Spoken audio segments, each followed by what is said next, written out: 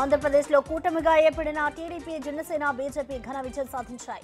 175 స్థానాలకు గాను 164 అసెంబ్లీ స్థానాలతో కూటమి జయకేతనం ఎగురవేసింది.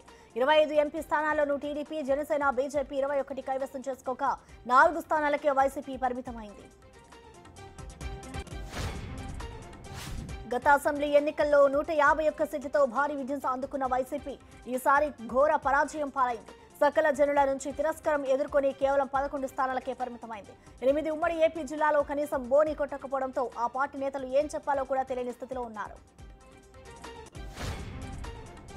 ఏపీలోని కూటమి విజయంలో కింగ్ మేకర్ గా నిలిచారు జనసేన అధినేత పవన్ కళ్యాణ్. ప్రభుత్వ వ్యతిరేక ఓటు బ్యాంకును చీల్చనియనంటూ మొదటి నుంచి చెబుతున్న టాలీవుడ్ గబ్బర్ సింగ్ పక్కా ప్రణాళికతో కూటమి ఏర్పాట్లో కీలకంగా మారారు. 3 పార్టీలను ఏకం చేసి ఏకపక్ష విజయాన్ని అందించడంతో సక్సెస్ అయ్యారు. ఎన్నికల ఫలితాల్లో స్పష్టమైన మెజారిటీ రావడంతో టీడీపీ అధినేత చంద్రబాబు జనసేన అధినేత పవన్ కళ్యాణ్ తో భేటీ అయ్యారు. మంగళగిరిలోని జనసేన కార్యాలయానికి వచ్చిన చంద్రబాబుకు పవన్ సాదర స్వాగతం పలికి సాలువతో సత్కరించారు. అనంతరం ప్రభుత్వ ఏర్పాటు అంశంపై ఇరువురు నేతలు మాట్లాడుకున్నట్లు సమాచారం. అసలు ఎన్నికల్లో ఎందుకు ఓడిపోయామో తెలియడం లేదన్నారు వైసీపీ అధినేత జగన్. తాము సంక్షేమ పథకాలు అందించినా వారెవరూ తమకు ఓటు వేయకపోవడంపై ఆశ్చర్యం వ్యక్తం చేశారు. ప్రజలిచ్చిన తీర్పును గౌరవిస్తున్నారన్న జగన్ సీఎంగా రిజైన్ చేసి ఆ లేఖను గవర్నర్ కు పంపించారు. భారీ విజయం కైవసం చేసుకున్న తర్వాత టీడీపీ అధినేత నేడు హస్తినకు వెళ్లనున్నారు.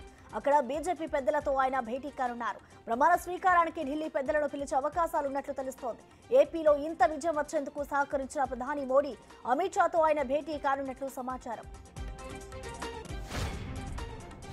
తెలంగాణలో కాంగ్రెస్ పార్టీ మరోసారి సత్తా చాటింది.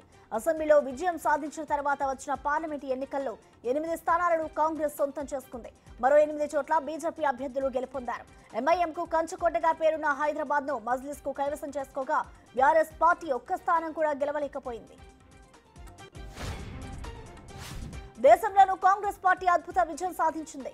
400 సీట్లతో తామే ప్రభుత్వాన్ని ఏర్పాటు చేస్తామంటూ వివిధ సభల్లో చెప్పుకొచ్చిన కమలం పార్టీ ఎన్డీఏ కూటమిలో 293 స్థానాలు కైవసం చేసుకోగా 233 ఎంపీ సీట్లు గెలుపొందిన ఇండియా కూటమి సత్తా చాటింది.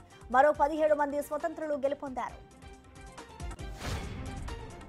వరుసగా మూడోసారి ఎన్డీఏ కూటమిపై దేశ ప్రజలు విశ్వాసాన్ని ఉంచారని, ఇదో చారిత్రక ఘట్టమని ప్రధాని మోడీ పేర్కొన్నారు. ప్రజల అభిమానానికి ధన్యవాదాలు తెలిపిన ఆయన వారి ఆకాంక్షలను నెరవేర్చేందుకు గడిచిన 10 ఏళ్లుగా చేస్తున్న మంచిని కొనసాగిస్తామన్నారు.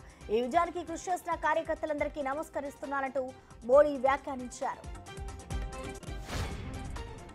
దేశవ్యాప్తంగా చాలా రాష్ట్రాల్లో విజయం సాధించిన కమలం పార్టీకి యూపీలో మాత్రం షాక్ తగిలింది. ముఖ్యంగా అయోధ్య రామ మందిరం నిర్మించి ఓట్లు అడిగిన కాషాయ పార్టీకి గట్టి జలకిచ్చారు అక్కడి ఓటర్లు. అయోధ్య ఫైజాబాద్ నియోజకవర్గంలో ఉంది. ఈ స్థానంలో సమాజ్వాదీ అభ్యర్థి అవధేష్ ప్రసాద్ విజయం సాధించారు.